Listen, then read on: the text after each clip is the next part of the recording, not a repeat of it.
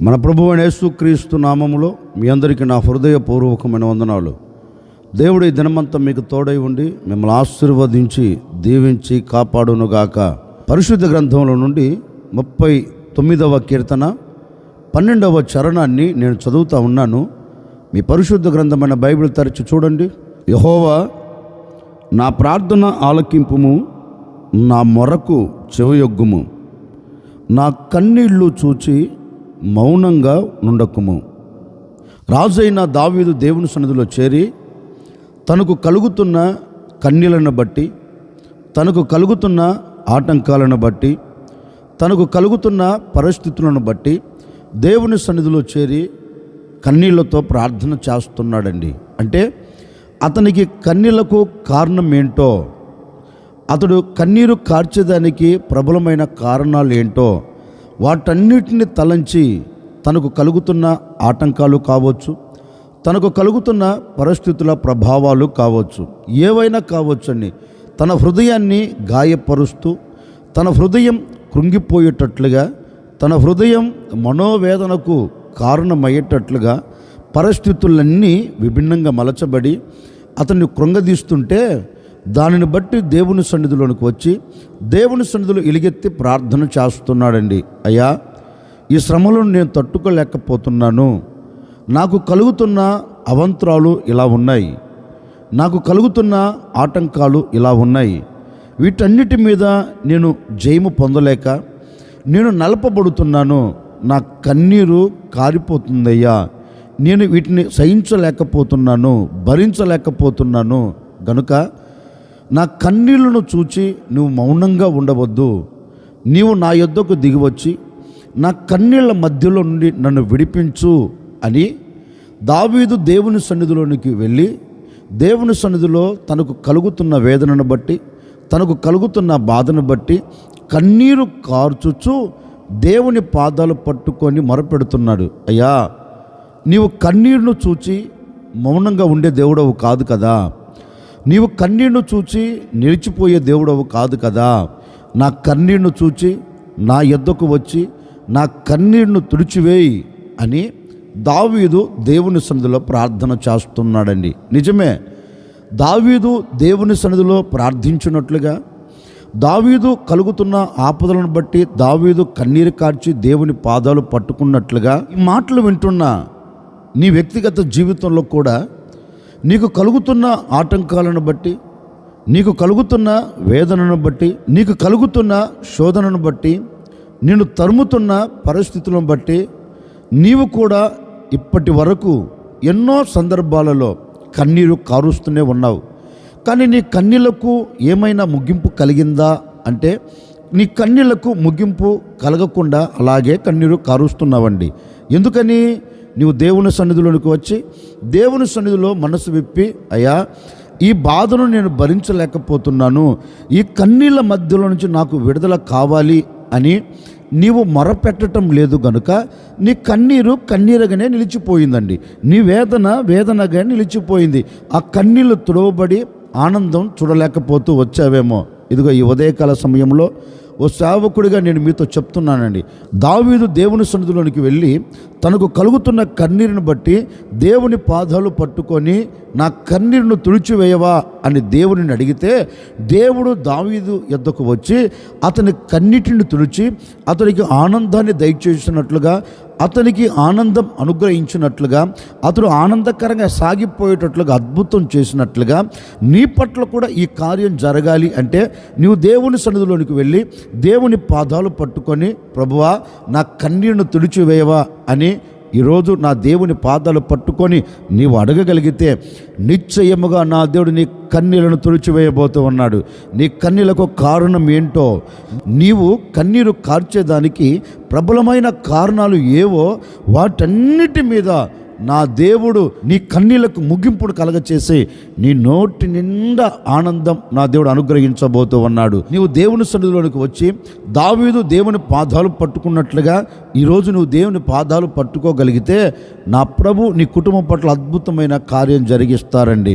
నిజమే, ఈనాటి వరకు నిన్ను ఎవరు బాధిస్తున్నారో, నిన్ను ఎవరు కన్నీళ్లు కార్చేటట్లుగా చేస్తున్నారో, అందుకే జ్ఞాని అయిన సొలొమోను కూడా తన గ్రంథంలో ఒక మాట రాస్తారండి. ఏమని రాస్తారంటే, బాధించేవారు బలవంతులు గనుక ఆదరించు దిక్కులేక కన్నీరు కారుస్తున్నారంటండి. జ్ఞాని అయిన సొలొమోను అంటారు, బాధించేవాడు బలవంతుడు గనుక బాధపడేవాడు ఆదరించు దిక్కులేక కన్నీరు కారుస్తున్నారు అని తన గ్రంథంలో ఒక మాట రాస్తాడు. నిజమే.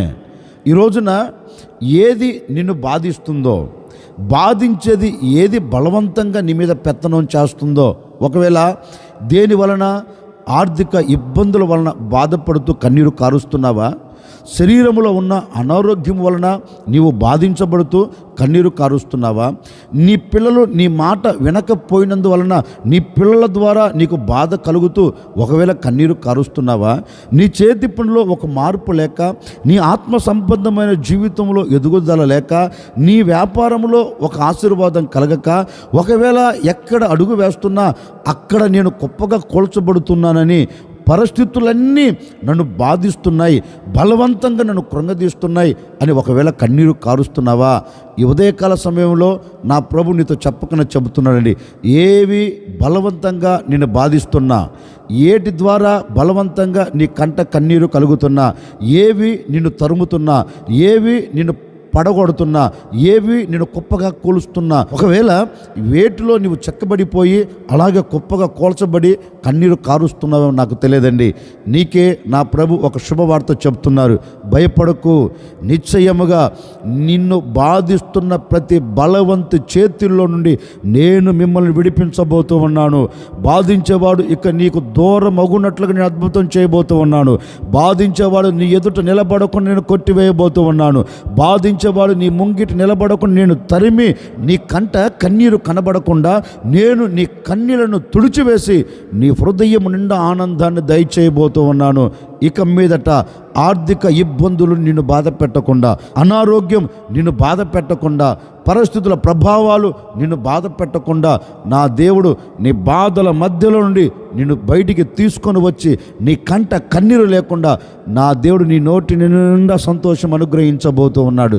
కానీ ఈ అనుభవం నీకు కలగాలంటే నీవు దేవుని సన్నిధిలో చేరి ఒక చిన్న ప్రార్థన చేసుకోగలిగితే, అయ్యా నేను కన్నీరు కారుస్తున్నాను, నా కన్నీళ్ళను చూచి నువ్వు మౌనంగా ఉండవద్దయ్యా, ఒకసారి నా వైపు నీ కనుదృష్టి త్రిప్పండి, నీ కనుదృష్టి నా మీద నిలబెట్టండి, నా కన్నీళ్లు చూచి నువ్వు మౌనంగా ఉండక నా యొద్దకు దిగివచ్చి ఈ కన్నీళ్ళ మధ్యలోంచి నాకు విడుదల కలగచేయండి అని నీవు దేవుని పాదాలు పట్టుకొని మొరపెట్టగలిగితేనండి, ఈ దినమే ఈ క్షణమే నా దేవుడు నీ కంట కన్నీరు లేకుండా తుడిచివేయబోతూ ఉన్నాడు. అందుకే లేఖనంలో కూడా గ్రంథస్థం చేయబడిన మాట ఏంటో తెలుసండి. తల్లి దేవుని మందిరంలోనికి వెళ్ళి దేవుని పాదాలు పట్టుకొని దేవుని పాదాల చెంత కన్నీరు కార్చుచు ఓ మాట అడుగుతుందండి, అయ్యా నీ సేవకురాలునైనా నన్ను జ్ఞాపకం చేసుకో, నాకు కలుగుతున్న వేదన ఏంటో నీకు తెలుసు కదా, నేను పడుతున్న బాధ ఏంటో నీకు తెలుసు కదా, నేను కృంగిపోతున్న కృంగుదల ఏంటో నీకు తెలుసు కదా, నేను పడుతున్న అవమానం ఏంటో నీకు తెలుసు కదా, అయ్యా ఇవన్నీ నన్ను బాధిస్తున్నాయి, ఇవన్నీ నన్ను కృంగదీస్తున్నాయి గనుక ఒక్కసారి నువ్వు నన్ను జ్ఞాపకం చేసుకో. నా కన్నీరును చూచి నువ్వు మౌనంగా ఉండవద్దు, నాకు కలుగుతున్న అవంతరాలను చూచి నువ్వు మౌనంగా ఉండవద్దు, నేను పడుతున్న నిందను చూచి నువ్వు మౌనంగా ఉండవద్దు. అయ్యా మౌనంగా ఉండక నా కన్నీరును చూచి నా యొద్దకు దిగరా అని ఆ అమ్మ దేవుని సన్నిధిలోనికి వెళ్ళి దేవుని పాదాలు పట్టుకొని ఒక్కసారి ప్రభువుని పిలిస్తేనండి, ప్రభువుని అడిగితేనండి, ఆకాశం మందున దేవుడు ఆమె కన్నీరును చూచి మౌనంగా లేడండి, ఆమె హృదయ వేదనను చూచి మౌనంగా లేడండి, సమాధానం పంపుతున్నాడు. అమ్మా నీవు నా సన్నిధిలో దేని నిమిత్తమైతే ప్రార్థించావో, దేని నిమిత్తమైతే మొరపెట్టావో ఆ కన్నీరు నేను చూచాను, ఆ వేదనను నేను చూచాను. ఇక నీ కంట కన్నీరు కనపడకుండా నీ కన్నీళ్ళంతటి నేను తుడిచివేయబోతూ ఉన్నాను, నీ కన్నీళ్ళన్నిటికీ నేను ముగింపును కలగ చేయబోతూ ఉన్నాను, నీ హృదయం నిండా సంతోషాన్ని నిలబెట్టబోతున్నాను. నీవు నా సన్నిధిలోనికి వచ్చి కన్నీరు కార్చి ప్రార్థించావు గనుక నేను నీ కన్నీళ్లను చూచి మౌనంగా ఉండకుండా నేను నీ యొద్దకు వచ్చి నీ కన్నీరు తుడిచివేస్తున్నాను అని ఆ అమ్మ మనవిని విని ఆ తల్లి కన్నీటిని తుడిచి ఆమెకు సంతోషం ఇచ్చి పంపించాడు. లేఖనంలో రాయబడిన మాట ఏంటంటే, నాట నుండి ఆమె దుఃఖముఖము మాని తన ఇంటికి తాను సంతోషకరంగా తిరిగి వెళ్ళినట్లుగా లేఖనంలో గ్రంథస్థం చేయబడిందండి. ఈ ఉదయకాల సమయంలో సేవకుడిగా నేను కూడా మీతో చెప్పాలి అనుకున్న మాట ఏంటంటే, ఏ విషయంలో నీవు కన్నీరు కారుస్తున్నావో ఆ తల్లికి కలిగిన వేదనను బట్టి కన్నీరు కార్చి దేవుణ్ణి అడిగినట్లుగా ఈ ఉదయకాల సమయంలో నీ పరిస్థితులను బట్టి ప్రభువును నీవు ఏ విషయంలో అడిగినా, ఏ విషయంలో నీవు గోజారినా, ఏ విషయంలో నీవు మొరపెట్టినా నీకు కలుగుతున్న ఆపద ఏంటో తెలుసు కదా, నీకు కలుగుతున్న ఆటంకాలు ఏంటో తెలుసు కదా, నీవు కృంగిపోయిన కృంగుదల ఏంటో నీకు తెలుసు కదా, నీకు కలుగుతున్న అవమానాలు ఏంటో నీకు తెలుసు కదా, నిన్ను చుట్టుముట్టిన పరిస్థితులు ఏంటో నీకు తెలుసు కదా. వాటన్నిటిని బట్టి ఒకవేళ నీవు కన్నీరు కారుస్తున్నావేమో, ఈ ఉదయకాల సమయంలో ప్రభువుని అడుగు. నిశ్చయముగా ఈ దినమున నా దేవుడు నీ నోటి నిండా నవ్వును కలగ చేయబోతూ ఉన్నాడు. ఈనాటి నుండి, ఈ క్షణము నుండి నీ కంట కన్నీరు లేకుండా దేవుడు తుడిచివేయబోతూ ఉన్నాడు. నీ మనసులో ఆనందం నువ్వు కలగ చేయబోతూ ఉన్నాడు. నీ మనసులో నా దేవుడు నీకు ఆనందాన్ని దయచేయబోతూ ఉన్నాడు. ఆనందముతో నీవు సాగి వెళ్ళబోతూ ఉన్నావు. నిశ్చయముగా ఈ దినము నుండి, ఈ క్షణము నుండి నీ కంట కన్నీరు లేకుండా నా దేవుడు నీ నోటి నిండా నవ్వును కలగ చేయబోతూ ఉన్నాడు. నీ మనస్సు నిండా ఆనందాన్ని నింపబోతూ ఉన్నాడు. ఈ దినము నుండి ఆనందంతో నీవు సాగి వెళ్ళుదువుగాక. ఈ దినము నుండి సంతోషంతో నువ్వు సాగి వెళ్ళుదువుగాక. మీ దుఃఖ దినాలన్నిటినీ నా దేవుడు తుడిచివేసి దుఃఖము నిట్టూర్పులు ఎగిరిపోయి నీ కుటుంబంలో, నీ తల మీద నిత్య ఆనందమును నా దేవుడు నిలబెట్టునుగాక. ఒకవేళ ఈ క్షణం వరకు, ఈ మాటలు వింటున్న ఈ క్షణం వరకు ఏ కన్నీరు కార్చావో ఇప్పుడే నా ప్రభు వాటన్నిటికీ ముగింపును కలగ చేయబోతూ ఉన్నాడు. ఆయన హస్తమును చాపబోతూ ఉన్నాడు, నీ కన్నీళ్లను తుడిచివేయబోతూ ఉన్నాడు. హస్తమును చాపబోతూ ఉన్నాడు, నీ బ్రతుకుల్లో అద్భుతాన్ని కలగ చేయబోతూ ఉన్నాడు. హస్తమును చాపబోతూ ఉన్నాడు, నీ పట్ల నవనూతనమైన కార్యము జరిగించి నీ బ్రతుకు దినములన్నిట నీవు ఆనందాన్ని చూచేటట్లుగా నీ కన్నీరును నా దేవుడు తుడిచివేసి నీ మనసునకు ప్రశాంతతను కలగచేసి సమాజంలో నీవు విలువగా బ్రతికేటట్లుగా నా దేవుడు అద్భుతమైన కార్యమును జరిగించి మీ కుటుంబాలన్నిటినీ ఘనపరచునుగాక. అందుకే దావీదు దేవుని సన్నిధిలో చేరి ప్రార్థన చేస్తున్నాడు. అయ్యా, నాకు కలిగిన ఈ పరిస్థితిని బట్టి నీ పాదాలు పట్టుకొని మొరపెడుతున్నాను. ఒక్కసారి నా కన్నీళ్లు చూచి మౌనంగా ఉండకుండా నా యొద్దకు వచ్చి నన్ను ఆదరించి నా కన్నీటిని తుడిచి సంతోషం ఇవ్వండి అని అడిగితే దేవుడు దావీదు పట్ల అలాంటి అద్భుతం చేసి ఆదరించి అద్దరికి చేర్చి కన్నీళ్లు తుడిచి సంతోషం ఇచ్చి ఆనందకరంగా దావీదు బ్రతికేటట్లుగా చేసిన దేవుడు ఈ ఉదయకాల సమయంలో నీ పట్ల కూడా కార్యం జరిగించబోతూ ఉన్నాడు. నీ వేదనను చూచి, నీ బాధను చూచి, నీ కన్నీరును చూచి, నీ కలతలు చూచి, నీ కష్టమును చూచి, నీ పరిస్థితులను చూచి నా ప్రభు మౌనంగా ఉండక నీ యొద్దకు దిగివచ్చి మీ కన్నీళ్ళంతటిని తుడిచివేసి మీ కుటుంబాలన్నిటిని నా దేవుడు ఆదరించబోతూ ఉన్నాడు. మీ కుటుంబాలన్నీ ఆనందంతో సాగిపోయేటట్లుగా అద్భుతం చేయబోతూ ఉన్నాడు. నీ కుటుంబం పట్ల నా దేవుడు నిలిచి ఓ నవనూతనమైన కార్యము జరిగించి నీ బ్రతుకుల్లో సంతోషాన్ని నిలబెట్టును గాక. తలలు వంచడం వచ్చిన ప్రార్థన. ఆశ్చర్యకరుడా, మీకు స్తోత్రాలు చెల్లిస్తూ ఉన్నాం. మీరంతైనా సర్వశక్తి కలిగిన దేవుడవు. నిజమే, మా కన్నీరు చూచి మౌనంగా ఉండక మా యొద్దకు దిగివచ్చి మమ్మల్ని ఆదరించి మా ప్రార్థనను విని మాకు సంతోషాన్ని కలగచేసి మాకు నిత్య ఆనందం అనుగ్రహించి సమాజంలో విలువగా నిలబెడతావని మాట ఇచ్చి ఉన్నావు. నిజమే నాయనా. ఎందరైతే ఈ ఉదయకాల సమయంలో ప్రార్థిస్తున్నారో వారి కన్నీరును చూచి మౌనంగా ఉండక వారి కన్నీరును తుడిచివేసి వారిని ఆదరించి ఆనందముతో నడిపించబోతున్నదికై మీకు స్తోత్రం.